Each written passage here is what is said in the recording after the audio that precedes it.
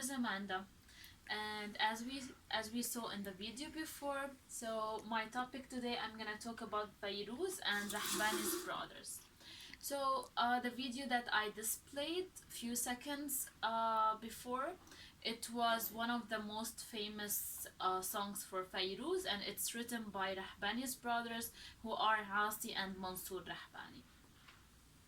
So today I chose a title which is a legacy of the Arabic music generation, because Fairuz and Rahbani's brothers, they weren't just irregular music idols or icons. They caused revolution in the Arabic generation of the music. So today I'm gonna inform you how this legacy started from the beginning, how they met, and what are some of their famous work, and also what are some of the impact that they had on the music generation in Lebanon and on worldwide Arabic world.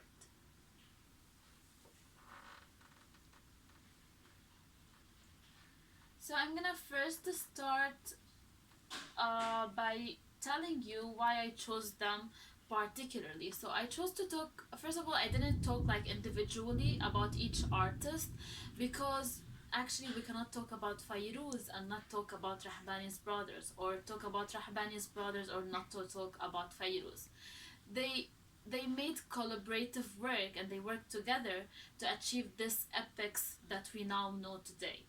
So that's why whenever one of them, we want to talk about one of them, we have to talk about the others. So Rahbani's brothers used to compose and write the lyrics of the songs, and Fairuz used to perform them and sing them on very huge stages. I chose to talk about them particularly because they are a cultural icon, and they did a great revolution in the Arabic music generation world. So I'm gonna start with their biography. I'm gonna start with Fairuz. So Fairuz was born in 1935 to a middle class Lebanese family. Her real name is Nohad Haddad, and her stage name is Fairuz. Uh, this name, the stage name that she had, which is Fairuz, which is also was known as turquoise in Arabic, it was credited to her by the great Ar-Rumi. Ar-Rumi is known to be an important figure in the music generation world. And actually, he's the one who discovered Fairuz from the very beginning, and he's the one who gave her her stage name. He didn't only discover her, but he also introduced her to Rahbani's brothers, and from here the epic started. So now I'm gonna talk a little bit about Rahbani's brothers and their background. So Asi and Mansour were born in 1923 and 1925 respectively in a town called Antelias. They had this passion and love for music. They from their young they used to listen for great composers, great music composers, and great writers. So one of them, for example, is Kulthum or Abd Rahman and many more.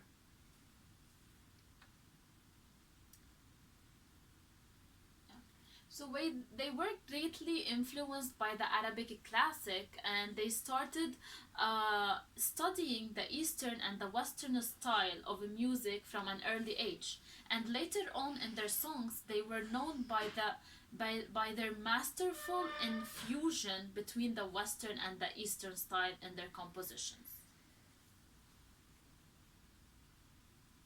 So the trio started to working together after they met in 1949, and as I said before, they met like through Ar-Rumi. He introduced them to each other, and their first hit was the song named Itab. This is the name of the song in Arabic. In English, it means blame, and it talked about a story of love.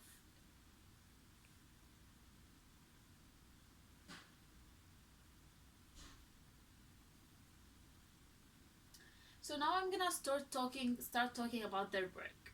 So their first work, as I said before, was in 1952.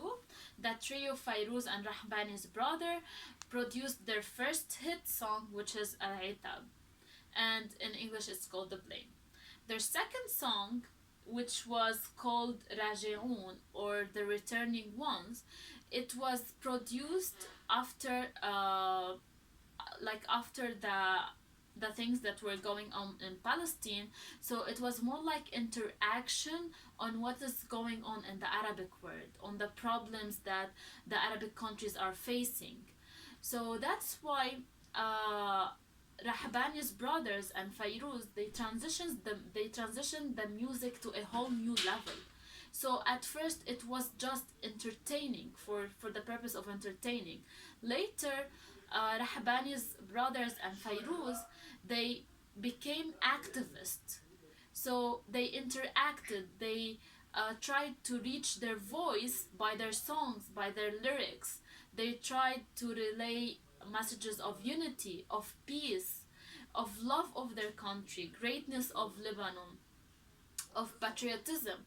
So they used their lyrics, their voice, and their writings to convey these messages. So the trio produced over 100 albums and 1,700 songs during their career life. Mansour Rahbani created a music genre recognized as folklore of Lebanon, and actually he was very interested with historical figures, so that's why he used to write plays for Socrates and many more historical figures. So like Socrates, Gibran, Zenobia, and so more. So now I'm gonna talk about the impact of this epic trio on the music generation, whether in Lebanon or whether worldwide and on the Arabic country level. So in 1957, Fairuz and Rahbani's brothers started performing on the Baalbek Festival.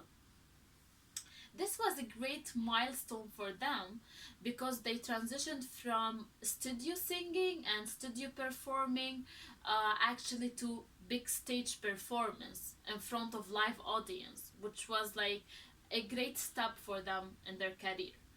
Actually, it wasn't just a great milestone for them, but it also was a great milestone for the country, for Lebanon, because this festival later became famous music international theater.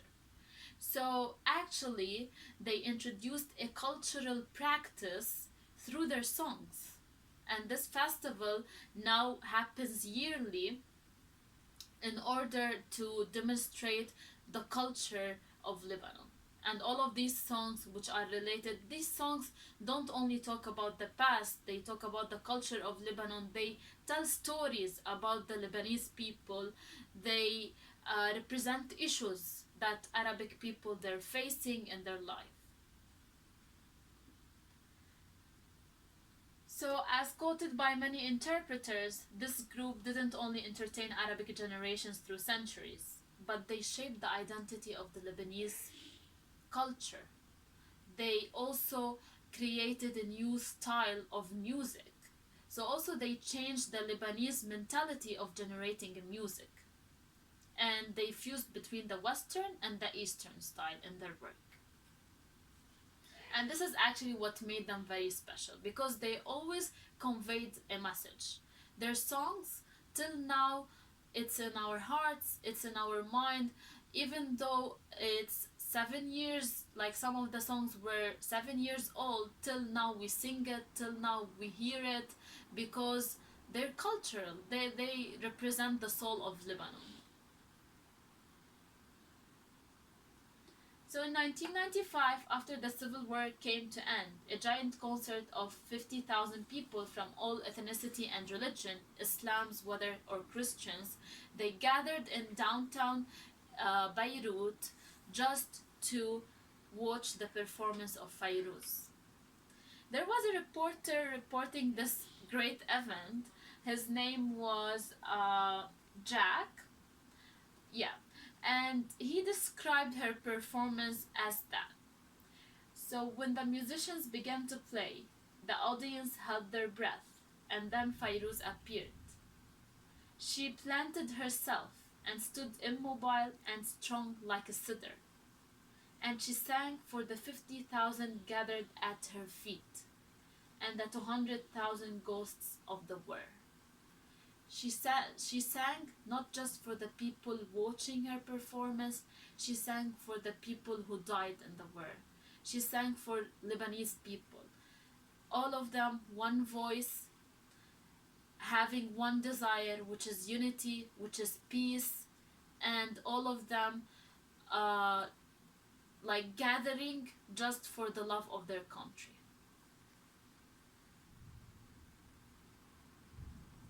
In 1976, the trio expressed their objection towards the Civil War and reinforced their patriotism through a through a special song, and the name of this song was "I Love You Lebanon," in Arabic "حبك يا Lebanon." This song had a great impact on the Lebanese people, and till now, like, there's no one I think that doesn't know this song. Like, all of us know this song, all of us sing it.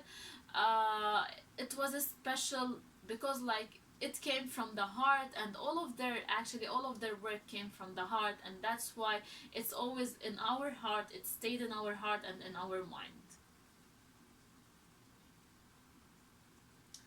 So, in closing, I've introduced you today to this wonderful epic, to this life changing trio that actually didn't only sing or write or compose song, but they relayed message. They relayed message of unity, message of peace, message of love to our country.